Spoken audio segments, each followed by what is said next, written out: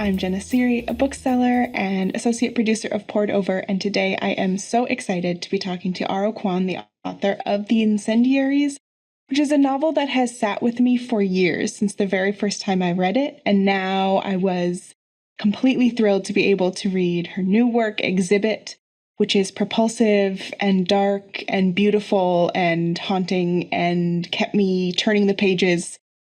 And I wish there had been more pages, but yet this short novel is so perfect exactly where it is. So thank you so much for joining us today and talking with us about your new book.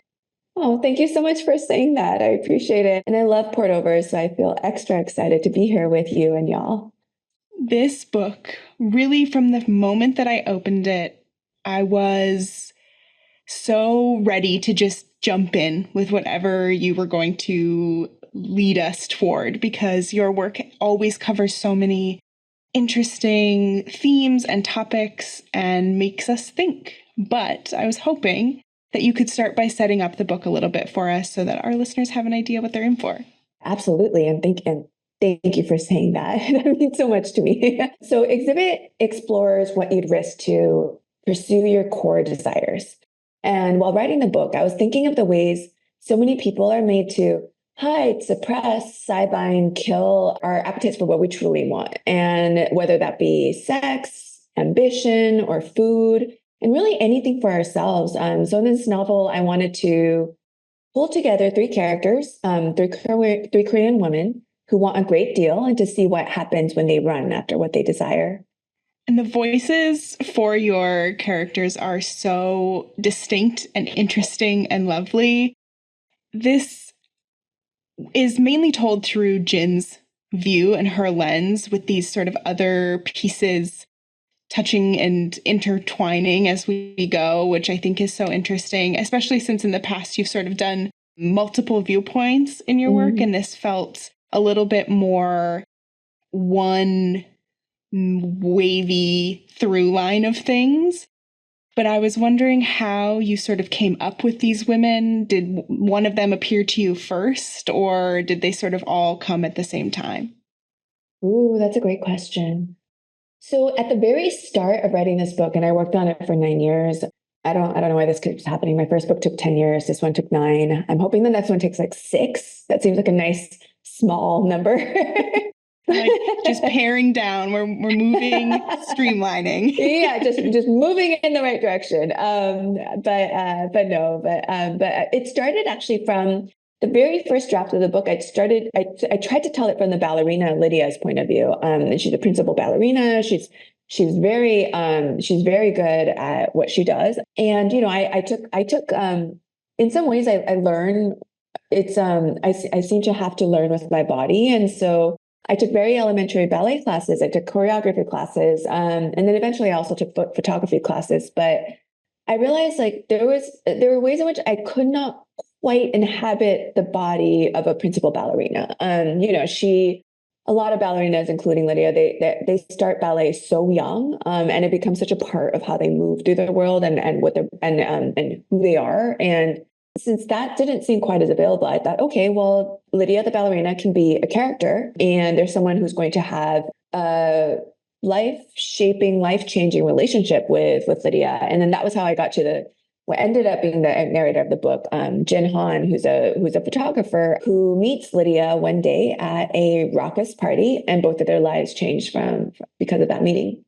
And these women who meet and sort of immediately connect and have this like otherworldly thing between them, which I really love. This idea of being in transition. Both of them are at these places in their lives where things are changing. There's a lot happening for them. And this idea that you can just like meet someone at a party that completely shifts the trajectory of your life is so interesting to read. I love that. I'm sure you've had these experiences too. I'm sure a lot of people have had these experiences where sometimes I meet a person and I'm just like, we should be friends. And then it's like, well, okay, how do I get us to be friends? I think there's something that we have. And with Jin and Lydia, I think one thing that they very quickly realize that they have in common is the ferocity of their of their desire in general, but what they first connect on is the ferocity of their ambition. And I feel as though there's so many ways in which, I, as I'm sure you do too, I have so many writer friends and artist friends who are women and are very ambitious with their work in terms of what they want their work to be able to do on the page. I also feel as, and I've talked about this with close friends, there's so much pressure still to hide that fact, to hide that ambition. It still feels very dangerous to say the words, I am an ambitious woman. Built into that sentence is already some unlikability. It already sounds like somebody, I don't need to pull in examples. And I'm fascinated by that. What is it about a woman being ambitious that feels so wayward, that feels so dangerous? And Jen and Lydia see that in each other, and that really begins to pull them together. They want so much for their art. At their first meeting, I kept thinking they both feel a little bit like these caged animals in a way, a little desperate, a little pushing, because they're both at these moments where they can't quite achieve what they want. They have, whether it's an injury or they're not feeling that creative thing, the way that they meet, and they just sort of like gnash together in this way right from the moment they meet. Oh my God, I love that description. Thank you for saying that. I'm going to think about that for a while. I love that so much. I mean, it's really something that connects, like you said, with women who have goals and ambitions and dreams, especially I think in the world of art, because there is a very prescribed way that we think women, and especially women of color, are able to engage in this world. Yeah. And I was hell bent on exploring a question that I find fascinating, which is, why is it that I feel so pushed by the world, by the zeitgeist, by my family, by society to want certain things, and just as strongly pushed to not want other things? And so, every day of my life, I feel a great deal of desire to want to be a daughter of, a wife of, a sister of, a mother of, a community member of, a friend of, and it's all mediated through that of. And the things I feel pressure not to want include to hide my appetite for. That includes sex for sure, food, ambition, artistic ambition, even just a day to myself that feels like something that has to be defended, that desire. And so that, in other words, that's anything for myself. And so in exhibit, I was fascinated by this question, and just, what is it? Like, again, what's so dangerous about me wanting to for myself? And it's really important to me to be a very involved, like, community member of. I absolutely want to. I care so much about being a daughter of, a friend of. Why is that so much of what people want from me, and not this other category in this diptych of longing? That was an animating question of the book. There's this sense for both of them to seeking being seen wholly, and to being understood by someone for all facets. They have these things that there are so many people who see parts of them or versions of them. I think especially for Jin, we see so much of this, of she is a lot of versions of herself for many people. And yet upon meeting Lydia, immediately she tells her something she's never told really anyone before, this story from her family that she keeps very secret. And in this moment, it felt almost like she's really seeking, could this be the person who sees all of these parts? Oh, that's such a beautiful thing to say. It's making me emotional. Well, so, there are so many ways in which I do this too, and there's so many ways in which people are forced to live in hiding, in ways, and so many ways in which people are forced to hide, and in which we're forced to hide core parts of ourselves. Sexuality is an obvious axis for a lot of people. I've been thinking a lot about how, I'm queer, I'm Korean, I'm a woman, and there really still aren't that many. There's still so few Korean American writers who are out in public about being queer, and it's still so hard for. There's so many ways in which, in a lot of Korean communities, it's still not at all uncommon for people to believe that being queer is something that happens to other people, but not to us. is just kind of like a strange illness that seems to afflict all these other people, but surely not Koreans. It's so hard to live knowing that there are people who are close to you believe that people like you quite literally can't exist and definitely should not exist. With queerness, with Jin's sexuality, with Lydia's sexuality, with their kinkiness, I wanted to see what can happen if people come a little bit out of that hiding, out of the hiding that's been forced upon them, and what that might feel like. Especially when we enter this idea of cultural identity, meeting shame, meeting some of these other things that cover them a little bit and force them to feel that they have to hide. And yet, I think through art a lot, they are able to sort of break through in these moments and have, I think especially with Jin and some of these descriptions you have of her as engaging in photography and taking her photos, it's like, oh, those are those moments of light that burst through no matter what. Oh, thank you for, I really just, it's such a joy to talk with you. I feel the same. Those moments when she's taking photos, that when she ends up finding her way toward photos that feel right at last, after a year of not having been able to really take any photos that she feels she can keep. Those are so joyful for me to write and burst through. Yes, they felt like an explosion of possibility. I'll say that writing this book was in a lot of ways a journey through, I mean, for sure joy, but also a lot of terror. And I had a lot of, and I honestly, I still have what were sometimes daily anxiety attacks and panic attacks, which is not true of the first book. And I think a lot of it had to do with how I talk about desire, and all the ways in which it's a novel. It's a novel, and I understand that, and this is very human, and I do it too. That with a book that's centering queer Korean American women artists, a lot of people are going to think this book is thinly veiled autobiography, and that was very alarming to my body. I think as a Korean person, but also as an ex-Catholic, and for a while, I was an evangelical Protestant. So as an ex-evangelical Protestant, I feel as though I have what amounts to like a triple heap of shame around anything that has to do with my body that I'm walking around with at all times. In some ways, every cell in my body seems to believe that if I ever let on in public that I've ever had sex, I might be killed.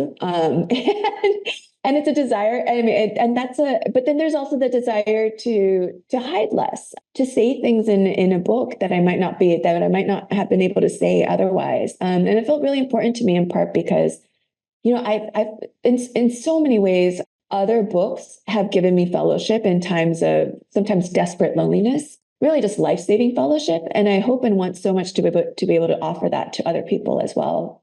I think something in your work that comes through so strongly, both in the Incendiaries and Exhibit, is this connection to a divine and a bigger thing, and something that your characters often struggle with, whether it's something very direct, like Jin or Phoebe in the Incendiaries are dealing with something that is very much, a traditional idea of religion and the ramifications that can have, or something sort of bigger in this idea of art and the divine and creating, and where does this desire and inspiration come from?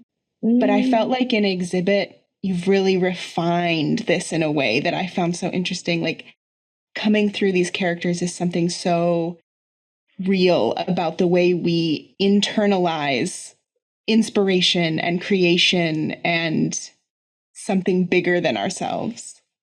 Oh, that's so beautiful. I was so religious when I was until I was 17 that I really thought I just my life goal was to be a pastor, or maybe even I'm not like the most easygoing of people, and so I also fantasized about being like a religious recluse, like a like a stylite, somebody who lived in a cave by myself and devoted myself. Looked at Hildegard von Bingen and thought, yes, I could live. Why not? Away. And I wanted the divine visions, like I wanted that life. And then I lost the faith. And And that's been, it's continued to be just like a profound grief, a pivotal loss. My life is divided into a before and after. There's a before when I lived in what honestly felt like I felt as though I lived in a state of grace, I felt as though I walked with the Lord, and then I lost that. See, I'm tearing up again. It's hard for me to even talk about still without feeling. And in some ways, like the grief has never lessened. And I think I'm fascinated by that, by the longevity of the grief. I think perhaps it will never end. I think perhaps because I had meant to give my life to the Lord, I think maybe, see, this always happens. So because I had meant to give my life to the Lord, I think maybe for the rest of my life, I'm going to grieve this. And so, and then still, life is so, I mean, there's so much pain in it too, but there's so many ways in which I also really love writing. I love it so much, and not all the time. It's not always available, but when the writing's going really well, and again, this doesn't happen all the time, but when it's going really well, when I can be in a sentence, and all I can think about is how to make that sentence the most truthful version of itself, the most itself that it can be. That is an experience during which my sense of an I essentially disappears, the ego disappears, and I dissolve almost. And that feels as close as I can get to the sort of ecstatic joy I used to have in religion. And that's something that Jin certainly, but Jin finds that in her art too. And yeah, it's such a blessing to be able to have access to that dissolution of the self. I have a friend who often has said to me that grief is something that never gets smaller. We just get bigger around it. And I think that I can see Jin doing that, I think, in this book, where there's grief, but she's also expanding, I think, to find a new home for it. Oh, that's so beautiful. Thank you for saying that. I love that. I think also one of the pieces that move this novel so well for me is this, I guess maybe almost a framing device you have as you write, of alternating chapters with pieces of this story from Jin's family's past. And I wonder if you could talk a little bit about that piece of the story as well. Yes, of course. So the parts of the book, so there are families. So let's see. Beginning with the opening part of the book, which has a very dramatic, I don't think I'm giving anything away given it's the first page. There's a double suicide that takes place a long time ago between two unfortunate lovers, where the world that they live in won't allow them to be together. So that is loosely based on a family story. And there are other sort of family stories in that book that are also loosely based on family stories. And what I noticed at some point is that all these stories these particular stories all had to do with people blowing up their lives for love in one way or another. And I became extra fascinated by this in part because when I got engaged to be married, my parents were pretty devastated. They really wanted me to get married to a Korean American Catholic doctor. They were highly specific. The person I married was not a Korean American Catholic doctor. No part of that description fit. Nor I wasn't Catholic anymore either. This was so real that throughout my 2-year engagement, my mother kept trying to set me up with more and more Korean American doctors, and I just was like, Amma, I'm engaged to be married. This is a promise. And she was like, well, I'm just asking you to have lunch. Like, it's fine. I was like, you're not asking me to have lunch with some random dude. You want me to, you were trying to set me up on a date. Please don't lie to me. When we were talking about like where we were going to get married, how we were going to get married, one of the predicaments that Jin is in the novel is an echo of something that happened in my life. My parents said that if I didn't have a priest involved, they wouldn't come to the wedding. And Jin takes a far more hardline approach than I do, in that she decides, okay, fine, then like I'm still not going to involve a priest. Whereas I thought, well, if it matters that much to them, whatever, like a priest can come along. And we didn't get married inside the Catholic Church. That would have been too much for me. But there was a priest involved in the ceremony. So But I did wonder at that point, am I going to blow up my life for love? Like, am I going to create like a vast divide in my own family because of who I love? And so that, I think that's when those family myths started to feel very, very personal. And then I also started to wonder, is this just like a thing in my family? Like, why does this keep happening? And so in the novel, that got turned into the idea of there being a family curse. And it ties very well to this idea, I think, that Jin is sort of feeling, where there's two sides of her life almost that are in a duel, in a tango, in a dance, where it's a little unevenly matched, but she has this art and this drive and this passion, but she also has a relationship that, is steadying and grounding and important to her in many ways. But as the dynamics change, so do those things. And watching that tension was like watching a ballerina on point, because I was like, I don't know where this can go. And you really brought us there. I love that. Thank you for saying that. Oh my God. I love watching ballet so much. That's part of why the book ended up having somewhat to do with ballet. Watching a ballet, it's one of the few experiences I have during which I feel as though when I watch a ballet or when I watch dance, the bodies on stage seem to be speaking on like cell to the cells in my body, in such a way that my whole body just seems to be responding to what's going on. And that's incredible. I love that experience so much. I love watching ballet. I love watching dance.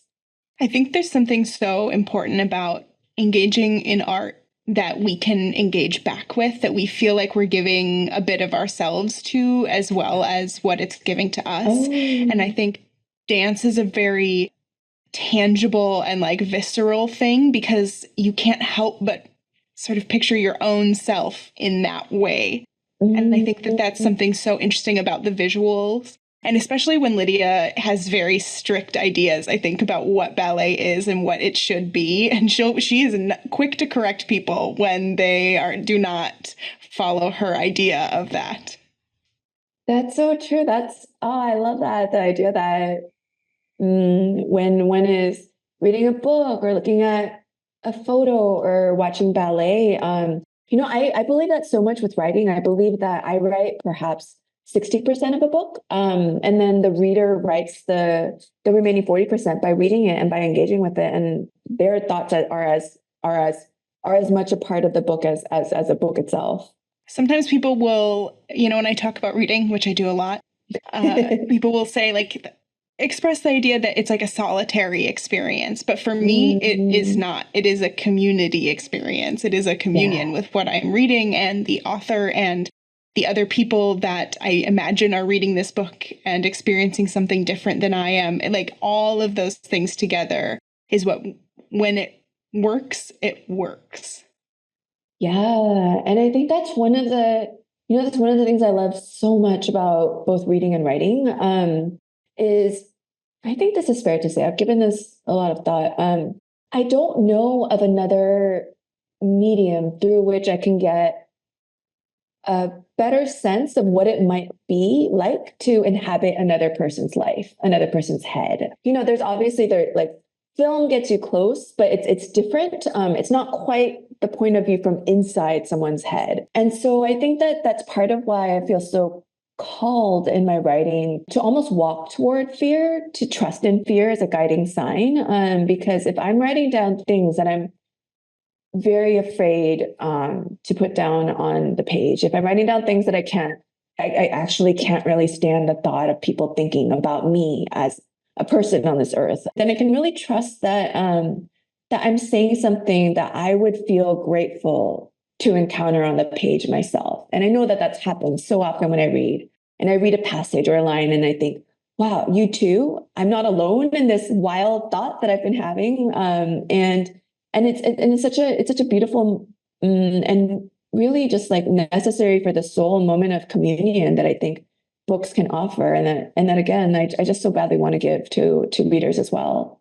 In your work, both in exhibit with these incredible women who have passion and drive and intensity, even the Incendiaries, where there is also sort of fervor and passion, but in ways that feel a different kind of dangerous. I think both books inhabit a space of danger and fear and tension on the edge of something else.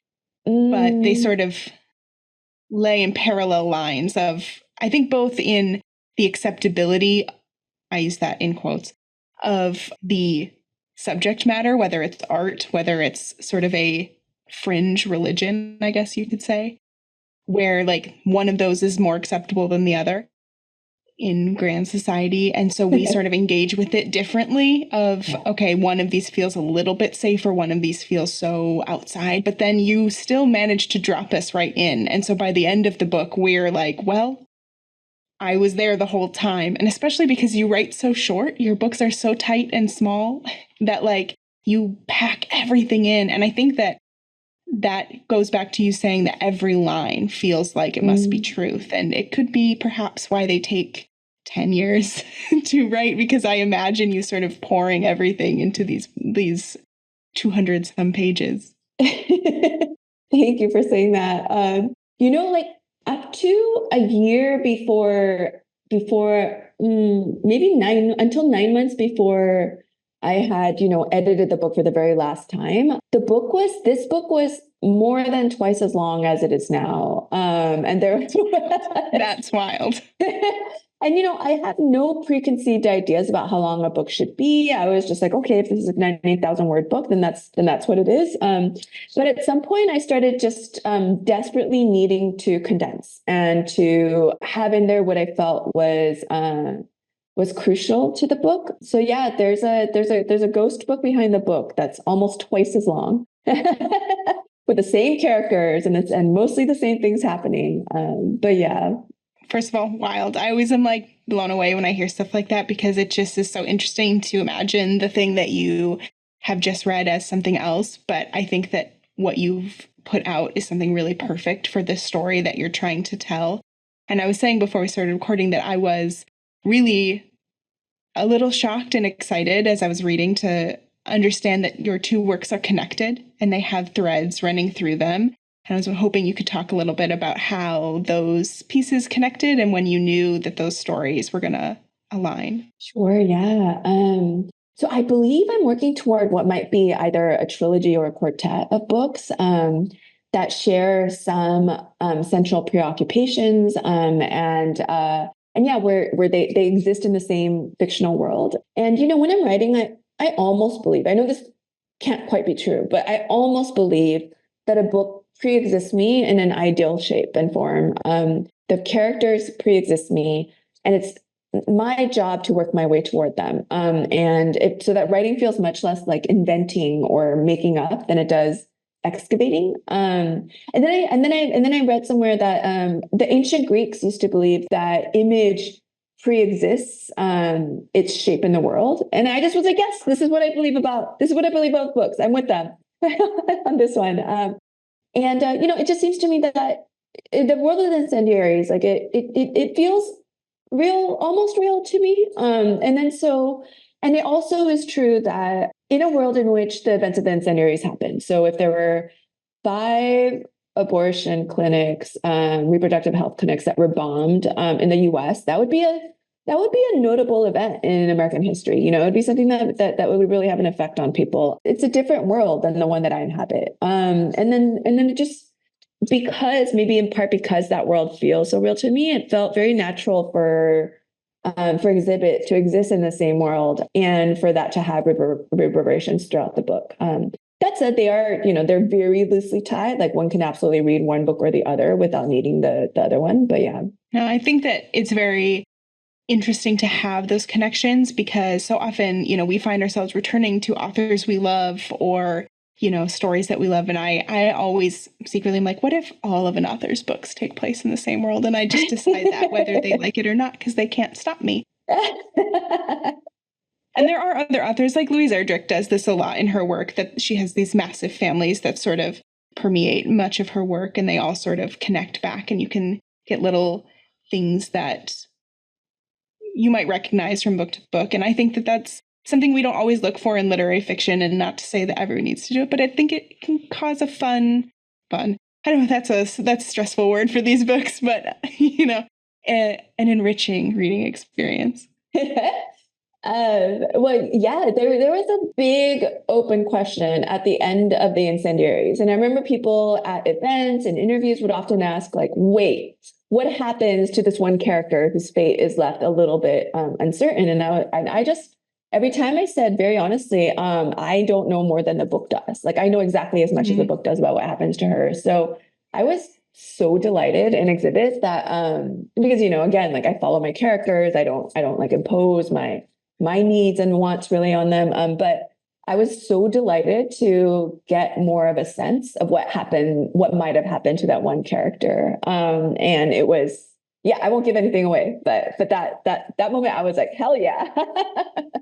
I think that's so interesting because there are authors who, I'm sure that they know everything. Like afterwards, they're like, yes, I know even the events I don't put in the book, I have planned out, even if it'll never get put down on a page, exactly what happens. And then there's so many others who are like, I don't know. That's, and it always leads me to like wonder, especially since your characters could be generously considered complicated or, having many layers and different intrigues. Do you miss them when you finish writing? Do they hold space like in your heart? Do you go, oh, I hope they're doing okay? Or are you ready to say, we're done now? Maybe because at least for now, it seems that, like, I think Jin's photos, the ones she works on toward the second half of the book, I believe I have a sense that they're going to show up in the next book. And so in some ways, it's less that I miss them and more that I'm excited about what I might learn about what else is going on with them in the next book. I love that. I always, when I come to ends of books where I'm like, this has been very, like when characters have gone through a lot, I always just go like, I hope they're okay. In whatever fictional universe they're in. That's so generous. I feel like I used to be a much more pessimistic reader, but the more I read and the more I engage, I'm like, I have to imbue a little optimism sometimes in my life in order to feel like I can really connect to all of it. That makes sense. The world's a little grim. A little grim. That's an understatement. It is. And yet, I think there's no better way to sort of, like you were saying, understand and really put yourself in situations that I could never be in or that I could never experience than through literature. There's no greater way to learn and to create empathy and to grow that sense of connection than through reading about scenarios that I can't experience or that I wouldn't know. I was thinking about that with, because it was really hard, I think, for me to, as I've said, some of the ways in which I write about desire and particularly sex in this book, just hours long panic attacks. It felt really important to me. I felt genuinely called to write about sex in the ways I do and to put words to it and to use every power I have at my disposal to say, this too can be literature. The ways in which I talk about bodies too, and specifically women's bodies. And I don't want to give too much away, but there's a particular scene in which I just I took real glee in working with a bodily fluid that's largely considered very shameful, something to be hidden. And I just was like, no, we're gonna splash it. And why not? Why is this so shameful? And yeah, I wanted to say this is literature and I will put it in a book. Well, I was hoping that would happen. And then I had to see what the characters thought, and they seemed to be into it. Yes. All of the women in this book really come to grips in different ways with the concept of agency. And I think there's something really interesting about who gets to tell what stories. What stories do we find acceptable from certain people? And how can we sort of navigate that concept of telling our own stories and also feeling as though we may be representing larger communities than just ourselves. Yeah,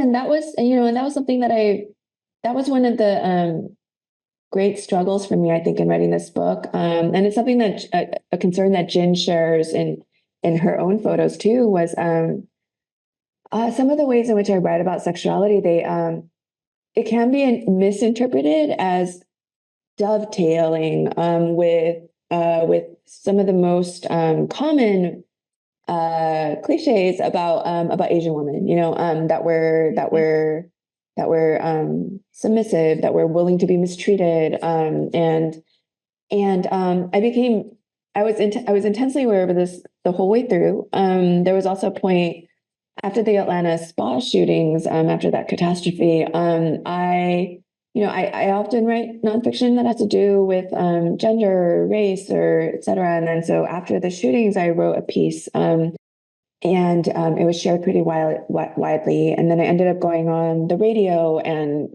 podcast to talk about the shootings. And as a result, I heard from what amounted to like thousands of people about their own experiences of gendered and racism that had to do with being Asian. And I felt and feel so honored to be trusted with these griefs.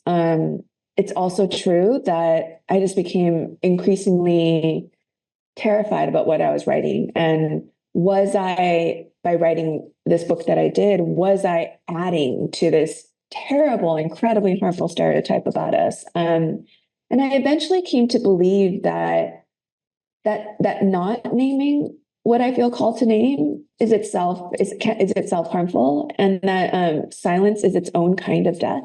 And that really, all the ways in which books have, when I have felt desperately lonely about something, all the ways in which a book has met me and said, you're not alone. And here I am with you in what you thought was your solitude. And I hope that exhibit can do that for other people as well.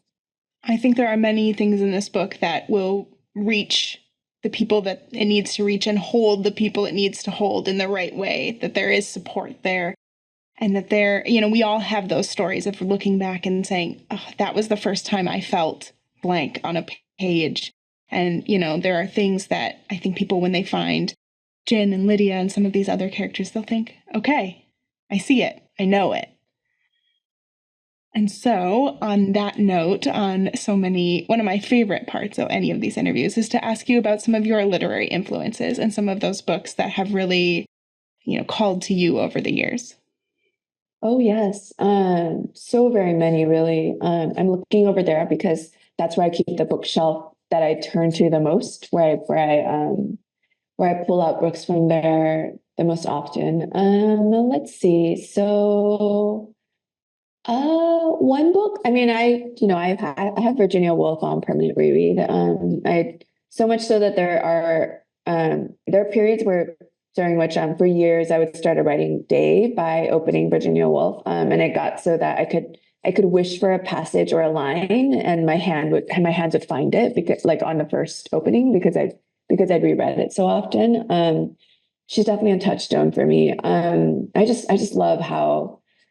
Oh, I mean, I love her prose, but I love her fine attention to the mind and how it twists and swerves, and how and who we are to ourselves.